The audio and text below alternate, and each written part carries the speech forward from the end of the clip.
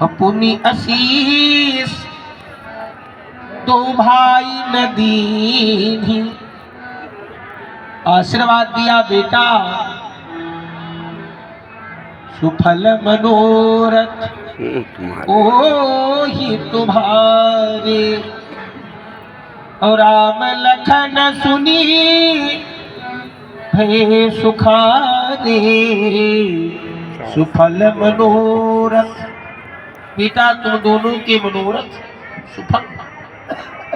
पूजा की तब तक सतानंद जी ने दिया कर ये संदेश कि सिया स्वयंवर के लिए बुला रहे मिथिलेश। गए स्वयंवर में भगवान शंकर का वो पिनाक धनुष तोड़ा।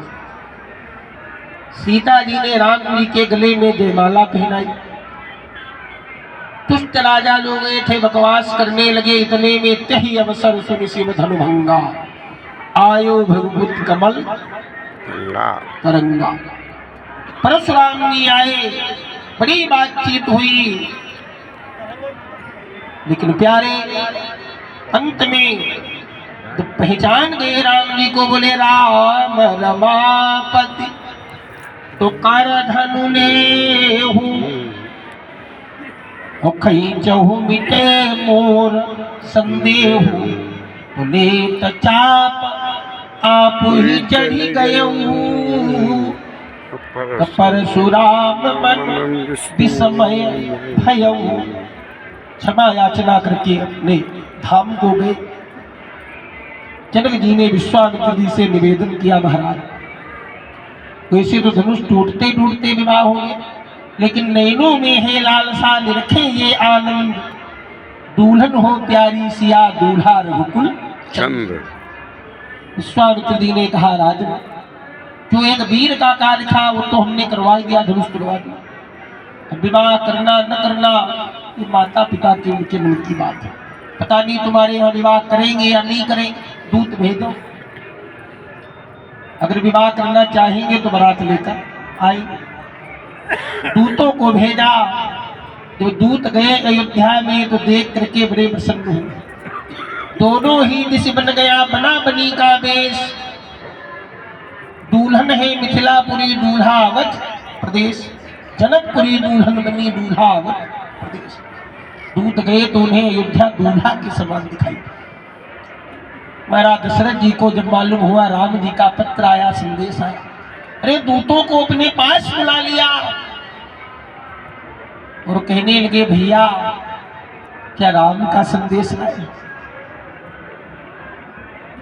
दूतों ने अपने करीब बिल्कुल महाराज जी ने बिठा लिया। बड़े प्रेम से पूछते हैं भैया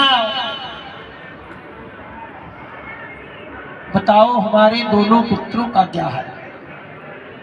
पत्र लिया हाथ में तो राम लखन और करे बर चिट्ठी तो रही गए कहतल खाटी मीठी।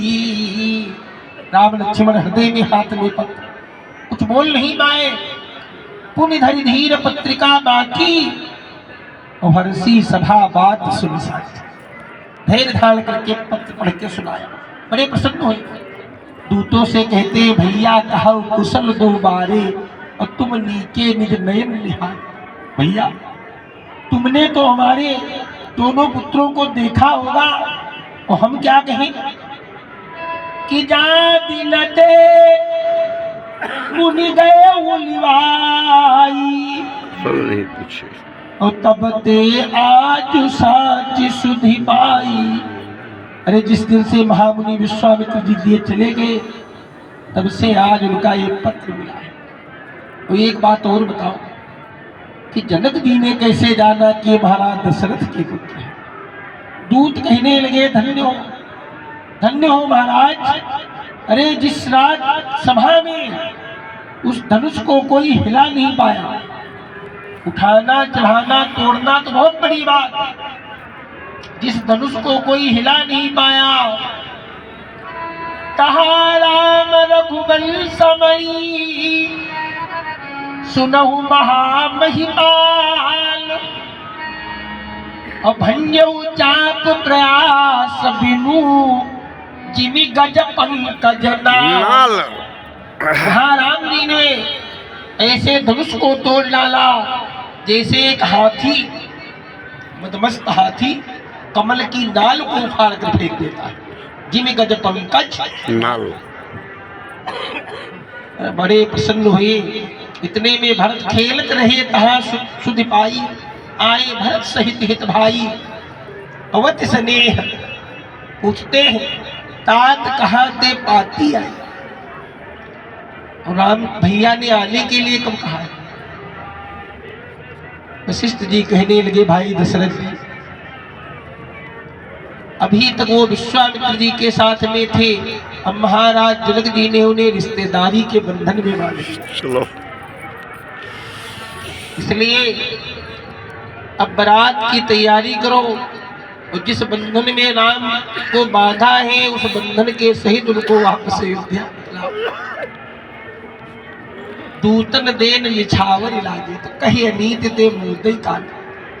कहने लगे महाराज हम लड़की वाले हैं, निछावर लेना तो अलग है, हम ये सुनेंगे नहीं कि निछावर ले। उनके रहने का प्रबंध किया। गए भवन में कौशल्या सुमित्रा कैकेयी को भी वो पत्र पढ़ के सुनाया। जैसे भाट लोग कीर्ति का बखान करते हैं, अपने दोनों पुत्रों की महाराज जी प्रशंसा कर बारात लेकर गए। राम जी का सीता जी के साथ विवाह हुआ, सब जानते हैं। जिस प्रकार ब्याहे गए राम सिया जी का हुआ जिस प्रकार संस्कार, उसी तरह ब्याहे गए तीनों राज।